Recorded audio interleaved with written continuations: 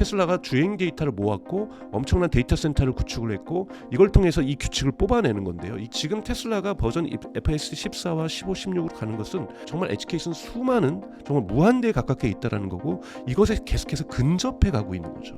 이런 부분들은 컴퓨팅 파워하고 데이터만 있으면 된다라는 거죠. 이런 부분을 지금 FSD 14가 13과 다르게 해내게 되면서 흔히 말해서 중간에 인간의 개입 없이도 어마어마한 거리를 가게 되는 이러한 월등한 모습들을 보여주는 거고요. 그리고 또 하나는 운전보다 더 힘든 것이 주차장 내려가는 길과 올라오는 길, 그리고 자리가 없을 때 어떻게 해야 될지 이런 것들이 사실은 더 어렵고 긁히고 이러는 것들이거든요. 이 경우도 무한한 데이터가 있어야 돼요. 그러면 얘가 반드시 찾아냅니다. 그러니까 이러한 부분으로 진화하고 있는 것이 테슬라 FSD라는 부분이고 이런 부분에서의 기존 기업하고의 격차는 어마어마하게 나 있다. $600는 좀 어렵지 않을 거라고 보고 있고요.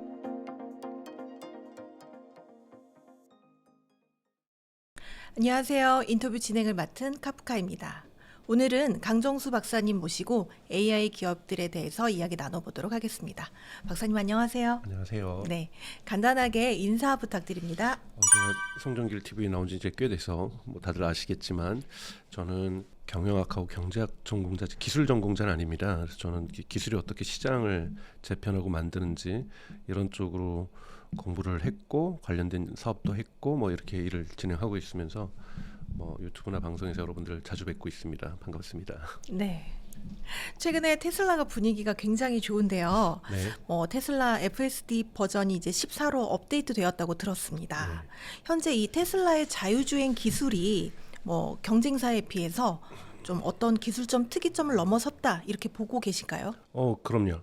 우선은 FSD 버전 12부터 테슬라가 한 것이 엔드-투-엔드 AI라고 하는 기술을 적용을 하고 있는데요. 한국에도 이제 많은 분들이 E2E AI 이렇게도 해석을 하는데 엔드-투-엔드 AI에 대한 개념 정의가 정확하게 잘 안 되게 계신 것 같아서 네. 전문가 분들도 조금 서로 다르게 해석을 하시고 하는데 엔드-투-엔드에 대한 개념을 제가 명확하게 말씀을 드리면 버전 14번의 장점이 무엇이고 앞으로 버전 15는 버전 16은 어떤 방향으로 나아갈지를 여러분들이 예측을 할 수가 있습니다. 그래서 그 전까지 즉 버전 FSD 버전 11까지는 엔드-투-엔드 AI가 아니었고요. 지금 구글 웨이모가 엔드-투-엔드 AI가 아닙니다. 그러니까 여기서 한쪽 엔드라는 것은 우리가 인지 즉 카메라나 레이더나 라이다로 앞에 있는 사물이라든지 교통신호라든지 이런 것을 읽어드릴 수 있는 인지하는 영역에서는 AI가 작동되고 있죠. 저것이 무엇이고 앞에 가는 차량이 자전거인지 오토바이인지 이런 걸 인지하는 것은 AI가 작동을 했는데요. 인지했을 때 어떻게 액션하고 리액션할 것인지는 인간이 다 규칙을 입력해 줍니다. 빨간불에는 멈춰야 돼. 저 앞차와의 거리는 어느 정도 돼야 돼. 이것이 규칙 기반 자율주행이죠. 지금까지는 대부분 그렇게 진행이 되어 왔었고 모든 사실상 산업용 로봇 같은 경우에도 AI가 많이 들어와 있지만 다 이런 규칙 기반 또는 영어로는 휴레스틱 코딩이라고 얘기하는데요. 이런 규칙 기반의 AI고 나머지 엔드라는 것은 여러 가지 해석이 있지만 가장 중요한 것은 이 규칙을 AI가 만드는 겁니다. 핵심은 이 규칙을 즉 빨간불에 멈춰야 되고 파란불에는 가고 앞차의 거리는 어떻게 해야 되는 이 규칙을 AI가 만드는 것을 한쪽의 엔드죠. 즉 이 규칙을 만든다는 것은 이 규칙을 기반으로 해서 AI가 만든 규칙으로 액션과 리액션을 하는 거잖아요. 자, 이 부분이 무엇이 중요하냐면 자율주행의 전체 기술을 우리가 궁극에 이루어야 될 자율주행이라면은 이 0부터 80까지는 대단히 빠른 속도로 이뤄낼 수 있습니다. 이것이 규칙 기반이던 엔드-투-엔드 AI건 상관없이 80까지 많이 이뤄내요. 문제는 이 80에서 100까지 가는 것이 0에서 80 같은 것보다 수십 배 더 오래 걸립니다. 그 이유는 인간이 개발자가 앉아서 전지전능한 신이 아닌 이상 모든 경우의 것에 대한 규칙을 입력할 수가 없거든요. 근데 입력되지 않은 규칙, 이번에 웨이모가 미국에서 정전 사태 때 캘리포니아에서 사고가 난 이유가 멈춰버린 이유가 뭐냐면 이 규칙은 입력받은 적이 없는 거예요. 여기서 어떻게 하라고? 또는 일방통행으로 들어가는데 이삿짐센터에서 이삿짐을 내리고 있어요. 특히 어떻게 해야 되는지 규칙이 안 정해져 있으면 얘는 행동할 수가 없는 거죠. 이것이 규칙 기반 AI의 한계인 거고 나머지 20%를 채워서 인간이 계속 연구해서 인간도 똑똑하니까요. 매우 똑똑하니까요. 이 규칙을 계속 입력한다라면 나머지 20%를 다 채울 수만 있다라면 규칙 기반 AI도 문제가 없습니다. 근데 우리가 이 AI가 규칙을 뽑아내는 방법은 뭐냐면 어마어마한 데이터를 집어여줘서 여기서 얘가 인간이 하는 행동들을 연구해서 규칙을 알아내는 거거든요. 쉽게 얘기해서 우리가 기계학습, 머신러닝이라고 하는 건 뭐냐면 인간의 코는 하나고 평균적으로 일반적으로 눈은 두 개고 입술은 하나다. 이거 입력하는 거 10초도 안 걸려요. 규칙을. 그런데 인간의 사진을 수백만 장을 주고서 얘가 한참을 보고서 이것을 분석한 다음에 눈은 두 개고 코는 하나고 입은 하나군요. 이 규칙을 뽑아내는 거거든요. 여기에 특징이 있잖아요. 수백만 장의 인간의 사진들을 교차 비교하면서 이 규칙을 찾아낸다라는 거죠. 엄청난 데이터와 엄청난 컴퓨팅 파워가 필요합니다. 자, 이렇게 테슬라가 접근을 하면서 테슬라가 주행 데이터를 모았고 엄청난 데이터 센터를 구축을 했고 이걸 통해서 이 규칙을 뽑아내는 건데요. 이 규칙을 AI가 뽑아내면 장점이 뭐 있냐면 보통 그걸 영어로 엣지 케이스라고 합니다. 즉 정의되지 않은 규칙을 주지 않았던 케이스를 엣지 케이스라고 하는데요. 테슬라가 버전 13과 14, 15, 16으로 가는 건 뭐냐면 이거를 롱테일 오브 엣지 케이스라고 얘기해요. 엣지 케이스가 정말 롱테일로 어마어마하게 다양하게 많아요. 이거 하나하나를 인간의 데이터로부터 얘가 규칙을 뽑아내서 스스로 어떻게 해야 될지에 대해서 다 나머지 20%를 찾아내는 거예요. 기술에 의해서 데이터와 컴퓨팅 파워에서 아까 80까지 오고 나머지 20%를 그 경우의 수를 갖다가 하는 거죠. 이번에 4D2 송창현 사장이 물러나고 나서 그 다음날 유튜브에다가 영상을 올렸어요. 이게 화제가 됐는데요. 그걸 보고서 역시 4D2도 많이 하는데 아니에요. 그거는 0부터 80까지 간 걸 보여준 거예요. 고속도로에서 자동차 전용 도로에서 빠른 도로에서 하는 거는 이건 0부터 80이 다 할 수 있어요. 뭘 해야 보여줘야 되냐면 정전이 됐을 때 원웨이에 일방통행 들어갔는데 그랬더니 마을버스가 뒤에 있어가지고 앞에 있어가지고 답답해가지고 그걸 추월했는데 맞은편에 차가 왔을 때 이거 어떻게 해야 돼요? 규칙이 없으면 멈춰야 돼요. 추월하지도 않을 거예요. 규칙을 주지 않았으면. 그러니까 이러한 부분들에 대해서 인간이 했던 수많은 경우들이 다 모여서 얘가 저렇게 하니까 안전하게 원웨이에서 일방통행에서 이삿짐센터가 있을 경우에는 뒤로 후진할 수도 있지만 보도블럭에다가 인간이 다니는 보도블럭에 바퀴 오른쪽 바퀴 두 개를 올려서 나머지 두 개는 도로에 있고 이렇게 해서 지나가는 사람들이 있는데 안전하게 가더라. 저 도로에서는. 이 규칙이 본인들이 뽑아내서 AI 기계가 뽑아내서 이렇게 해버린다라는 거예요. 이때야만 궁극으로 해결할 수가 있습니다. 그래서 지금 테슬라가 버전 FSD 14와 15, 16으로 가는 것은 수많은 엣지 케이스, 정말 엣지 케이스는 수많은 정말 무한대에 가깝게 있다라는 거고 이것에 계속해서 근접해 가고 있는 거죠. 이런 부분들은 컴퓨팅 파워하고 데이터만 있으면 된다라는 거죠. 이런 부분을 지금 FSD 14가 13과 다르게 해내게 되면서 흔히 말해서 중간에 인간의 개입 없이도 어마어마한 거리를 가게 되는 이러한 월등한 모습들을 보여주는 거고요. 그리고 또 하나는 지금 오스틴과 캘리포니아 이런 데서 테스트되고 있는 것처럼 로봇택시가 되면서 인간이 하차 지점과 승차 지점 이런 부분들 또는 주차 부분은 엣지 케이스가 더 많습니다. 정말로 여러분 운전보다 더 힘든 것이 주차장 내려가는 길과 올라오는 길 그리고 주차가 꽉 채워 있을 때 어떻게 해야 될지 자리가 없을 때 어떻게 해야 될지 이런 것들이 사실은 더 어렵고 긁히고 이러는 것들이거든요. 이 경우도 무한한 데이터가 있어야 돼요. 그러면 얘가 반드시 찾아냅니다. 그러니까 이러한 부분으로 진화하고 있는 것이 테슬라 FSD라는 부분이고 이런 부분에서의 기존 기업하고의 격차는 어마어마하게 나 있다. 그래서 저는 예를 들자면 테슬라하고 웨이모의 격차 이것도 저는 분명하게 있고요. 테슬라하고 현대자동차의 격차 저는 4, 5년 정도는 나 있다라고 보고 있는 거거든요. 그래서 또 하나 이 격차가 여러분 4, 5년 있다, 2, 3년 있다보다 더 중요한 것은 흔히 말하는 이 테크놀로지 갭이라고 하는 것은 방법론에 따라서 시간이 지날수록 이 갭은 더 커질 수도 있습니다. 그렇기 때문에 이런 부분에서 테슬라가 기술적으로 앞서가고 있는 것은 일론 머스크가 좋아하는 the first principle, 즉 물리학의 제1의 법칙을 항상 적용하려고 하는 것, 즉 데이터와 컴퓨팅 파워만 되면은 기계가 인간보다 더욱더 예외 규칙을 많이 알아낼 수 있다는 것은 자명한 논리죠. 그 논리대로 시스템 개발을 해왔다는 부분에서의 성과가 이번 FSD 14 버전이 아닌가로 저는 생각하고 있습니다. 네. 일론 머스크가 최근 보니까 완전 무인 로보택시 개발도 성공했다. 이런 발표도 했습니다. 테슬라 주가가 최고점을 또 갱신했는데요. 이번 이벤트 어떻게 평가하시나요? 제가 한번 나와서 말씀드렸던 것처럼 세이프 드라이버가 하차하는 순간 테슬라의 주가가 본격적으로 상승에 들어갈 거라고 말씀을 드렸어요. 왜냐하면 아직까지는 기대감들이 많이 반영되어 있는 거잖아요. 주가가 지금도 기대감이 반영되어 있는 거죠. 그런데 기대감이 펀더멘탈로 한 발 한 발 접근할수록 주가는 성장할 수밖에 없는 건데요. 펀더멘탈이 한 발 더 강한 거죠. 결국은 세이프 드라이버가 2대에서만 내렸어요. 근데 2대에서만 내렸는데 이것을 그렇게 뭐 2대밖에 안 해놓고는 아니 테슬라는 그냥 데이터 업데이트하면은 이 2대가 200만 대가 될 수도 있는 시스템이잖아요. 그렇기 때문에 2대에서 세이프 드라이버가 없이 무인으로 완전히 운행하고 있고 뒤에 뭐 직원이 앉았던 직원이 현재는 안 앉았던 이런 것들이 테스트가 되면 여기에서 이 부분에 대해서 완료가 끝나면 업데이트를 해버리면 모든 차량에서 이것이 가능해질 수 있는 거기 때문에 이것이 테슬라가 이 접근하는 기술에 접근하는 방식이기 때문에 2대가 결국은 2만 대, 20만 대 의미를 가지고 있기 때문에 이러한 부분에서 이 안전 테스트가 이것도 테스트를 해야 되겠죠. 끝나고 나면 바로 업데이트가 진행되면 오스틴 같은 경우에는 대단히 많은 차량들이 풀려 나올 수 있고 궁극에 가서 저는 수개월 안에 무인으로 되는 것이 미국에 많이 풀릴 거라고 저는 생각이 듭니다. 그래서 대단히 의미가 있다라고 보고 있고요. 결국은 2026년에 이것들이 다 이루어져야 됩니다. 2026년에도 무인 택시가 본격적으로 안 되면 테슬라의 주가는 어마어마하게 조정을 받을 거라고 보고 있고요. 또 하나 이건 거꾸로는 기회이기도 하죠. 여러분 아시는 것처럼 2026년 6월에는 멕시코, 미국, 캐나다에서 월드컵이 열립니다. 미국도 11개 도시가 월드컵이 일어나고 11개 도시 모두에서 테슬라가 차량 주행하는 것은 어려울 거예요. 특히 뉴욕이나 뉴저지 같은 경우에는 허가가 늦게 날 거라고 보지만 텍사스에서만 뭐 2개의 경기장에서 경기를 하죠.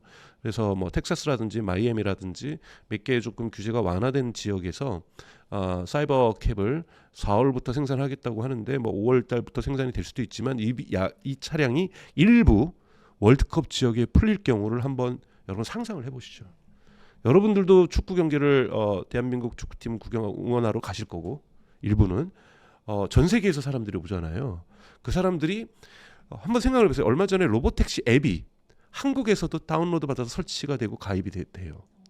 그래서 저도 했는데 당연하게 해당 지역은 저희 뭐 한국에서는 그런 로보택시를 부를 수 없다고 나오죠. 그럼 왜 했겠어요? 다 월드컵 볼 사람들 준비해서 깔아보고 거기다가 저기 신용카드 집어넣고 오라는 거예요. 이것이 어떻게 이건 정말 잘 준비하고 있다고 저는 보고 있는 거예요.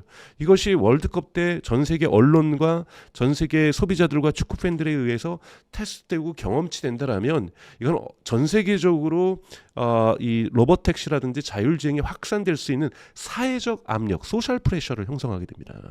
이것이 그 나라에 가서 한국도 오면은 할 거 아니야. 내가 미국 가서 타봤는데 진짜 잘하던데 우리는 이거 허락 안 해주냐, 허가 안 해주냐, 정치인들 너무 하는 거 아니냐, 빨리 법 바꿔라. 뭐 이런 식의 사회적 압력이 형성될 수 있는 결정적 계기가 저는 될 거라고 보고 있기 때문에 2026년 월드컵 이전까지 테슬라는 반드시 무인 로봇택시를 상용화를 시작해야 한다고 보고 있고 이 기회를 실기하게 된다면 테슬라 주가에는 대단히 부정적인 영향을 미칠 거라고 보고 있습니다. 네, 요즘과 같은 분위기 때문인지 일부 전문가분들께서는 테슬라의 이제 목표 주가를 $600로 이제 상향 조정했는데요.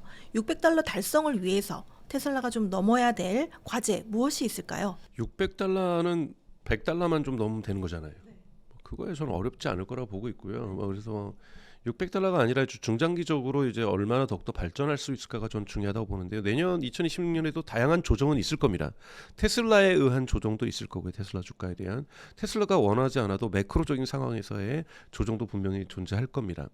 그러나 저는 대단히 좋게 보는 것은 뭐냐면 지난 11월에 있었던 주주총회에서 일론 머스크 보상안이 CEO 보상안이 결정된 것이 가장 중요하다고 보고 있는 것은 이 보상안은 2035년에 목표를 이루면은 사실은 천문학적인 액수의 주가를 주는 것이 아니라 12개의 단계로 쪼개져 있어요. 다 시기별로 그 과제를 이뤄내야 됩니다. 그래서 일론 머스크가 2026년에는 커밍 순 했다가 조금만 더 기다려주세요. 2027년이에요. 커밍 순 해서 2028년 드디어 이뤘습니다. 이렇게 이제 더 이상 못합니다. 그러면은 자기 그 돈 못 받아요. 그건 뭐냐면 이 보상안을 마련하는 동안 이사회가 마련했지만 일론 머스크하고 엄청난 대화를 했다고 얘기를 나오고 있는 것처럼 엄청난 현실적인 테스트를 해봤을 거예요. 대단히 보수적으로 잡았을 거라는 거죠. 2026년에는 반드시 사이버캡이 나와야 됩니다. 사이버캡이 나와서 로보택시 시장을 열기 시작해야 되는 거고 반드시 옵티머스가 생산에 들어가야 됩니다. 판매는 안 돼요. 적혀 있는 것은 보면 1단계는 판매가 아니라 생산이에요. 생산에 반드시 들어갈 거라고 저는 보고 있는 거고요. 그래서 옵티머스가 생산돼서 테슬라의 차량들이 주행 데이터를 모집했던 것처럼 이들이 공장에서 데이터를 수집을 할 겁니다. 그래서 판매용으로 가는 즉 FSD가 마지막 100을 향해서 달려가고 있는 것처럼 옵티머스도 아직 그 피지컬 AI가 100%에 오진 못했거든요. 이 100%를 향으로 가기 위해서 공장에서 엣지 케이스를 모아야 된다는 거죠. 이러한 부분으로 올해 달려가게 될 모습인데요. 여러분 한번 몇천 대의 로봇이 생산돼서 공장에 투여되는 모습을 상상해 보시면 이것이 얼마나 많은 주가에 반영을 하겠어요. 그리고 월드컵을 전후로 해서 테슬라 차량 로보택시가 사이버캡이 막 돌아다닌다고 생각을 해보세요. 또는 저는 이것도 주가를 $600로 만들 수 있을 거라고 생각하는데 한국 정부에서 계속 FSD 허가를 안 해주면 테슬라가 한국을 공략하기 위해서 그럴 일은 없지만 그럴 가능성도 저는 전혀 배제 못하는 것이 벌써 3위 판매 고가가 됐잖아요. 모델 Y. 그러면 모델 Y 스탠다드는 미국에서 생산됩니다. 자, 스탠다드를 모델 Y에 생산해서 FSD가 들어가 있잖아요. 그걸 한국에다 판매를 하면 그 FTA에 의해서 미국에서 통과된 허가된 차량, 미국에서 생산된 건 바로 한국에서 어떠한 규제 당국의 규제 없이 적용이 가능하잖아요. 그래서 지금 모델 S하고 X에서 사람들이 FSD를 쓰는 거잖아요. 자, 만약에 스탠다드로 모델 Y가 스탠다드는 현재 모델 Y보다 조금 더 저렴한 거잖아요. 뭐 수출하고 뭐 이래저래 해가지고 조금 더 비싸진다고 해서 하여튼 모델 Y하고 같은데 FSD가 돼요? 사람들이 안 살 것 같으세요? 난리 날 거예요. 난리. 그러면 오히려 미국에서의 채택률보다도 FSD에 한국의 채택률이 미국을 앞설 수도 있습니다. 저는 한국이 그런 나라라 소비자들의 나라라고 보거든요. 그냥 되니까 막 S하고 X 빌려가지고 부산 가고 막 서울 가고 막 강남 뒷길 가고 난리 나잖아요. 뭐 제주도 가는 건 뭐 제가 보기엔 큰 의미 없는데 부산 그 복잡한 도로에서 막 운전하고 막 서울 곳곳에서 또 곳곳에 주차장만 찾아 뭐 성지순례처럼 이러고 있잖아요. 그런데도 되는 걸 보고 신기한 거잖아요. 여러분 캘리포니아에서 넓은 도로에서 차 안 막힌 도로에서 텍사스 오스틴에서 뭐 대단 그것도 대단하지만 그냥 박수 칠 일이지만 그냥 서울 그 골목길에서 되는 거 어메이징한 거거든요. 이런 것들을 보여주고 있다는 부분에서 이런 몇 가지의 큰 빅 이벤트만으로도 이 이벤트는 일회성이 아니잖아요. 만약에 대한민국의 모델 Y 스탠다드를 판매하게 되면 여기에 FSD 흔히 말하는 ARR 그 반복적인 매출이 발생할 거고요. 차량 판매뿐만이 아니라 거기에서 나오는 AI 매출이 본격적으로 한국에서 형성될 수가 있는 거죠. 이런 부분에서 테슬라가 이런 결정을 해도 전 $600 갈 것 같고요. 또는 미국의 본토에서 로보택시로 월드컵을 갖다가 이슈를 선점하면 이것도 $600 갈 수 있는 거고요. 옵티머스가 저는 하반기일 거라고 저는 생각합니다. 9월이나 10월 정도에 뭐 5,000대가 생산돼도 저는 어마어마하게 꼭 10,000대, 20,000대 안 가도 돼요. 1,000대만 생산돼도 좋아요. 1,000대만 생산돼서 얘들이 공장 밖으로 나오는 모습만 걸어서 나오는 모습만 보여줘도 $600는 갈 겁니다. 그래서 2026년에 저는 $600 간다라는 이슈는 큰 이슈가 저는 아니라고 보고 있습니다. 네. 그렇다면 2026년에 이제 좀 투자를 예정하고 계시는 분들이 있으실 텐데 그분들이 좀 꼭 알아야 될 테슬라 관련한 굵직한 이벤트 무엇이 있을까요? 우선 접근한다면 저는 항상 달러 코스트 에버리지를 추천을 드리죠. 그래서 매달 정액제로 주식을 사는 것. 왜냐면 바닥을 안다, 뭐 전고점을 안다, 꼭대기를 안다, 바닥을 안다. 이거는 그냥 저기 마술가들도 못하는 저는 일이라고 저는 생각. 그걸 닮으려고 해서도 안 되고 매일매일 그 주식 앱 열어보면서 대부분 확인하는 게 뭐냐면 얼마나 올랐는지가 확인하는 게 아니라 얼마가 내려갔는지 확인하거든요. 원래 내려감의 고통이 이 올라감의 기쁨보다 2배 더 크거든요. 이게 심리적으로 말리는 거거든요. 그래서 테슬라를 투자하실 때는 그렇게 데일리로 확인하시면 안 된다고 저는 생각이 들어요. 우선은 그리고 달러 코스트 에버리징을 좀 하실 것을 추천을 드리고 매일매일 주식 앱을 열어보면서 테슬라 주가가 어떻게 되는지를 확인하는 습관부터 버리시는 것, 이것이 가장 중요한 투자의 습관인 거고, 말씀드렸던 것처럼 주가가 내려갈 가능성들의 포인트들이 있습니다. 그건 뭐냐면 1월 말에 있는 2025년 4분기 실적과 2025년 전체 실적에서 실망스러운 수치가 반드시 나올 겁니다.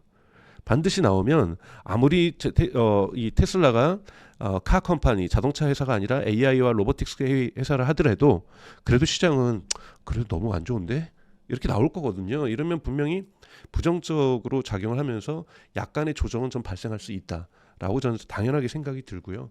그리고 오스틴에서뿐만이 아니라 캘리포니아든지 이런 데서 결국은 규제 당국이 얼마나 빠르게 테슬라의 그 로봇 택시를 또는 FSD를 풀어주는가의 문제잖아요. 그래서 이 규제 당국과의 이 씨름들이 어느 정도 해결이 좀 2026년에는, 왜냐하면 지금 테스트를 하고 있으니까 테스트 데이터들이 규제 당국으로 들어가고 있잖아요. 그들이 이걸 얼마나 여유 있게 풀어주는가에 따라서도 많은 영향이 있을 거라고 저는 보고 있고요. 그렇기 때문에 본격적으로 로봇택시 지금 오스틴에 뭐 30대에서 다닌다는 얘기도 있고 40대 다닌다는 얘기도 있거든요. 거기 한 1000대 다니고 2000대 다녀야 되는 거예요.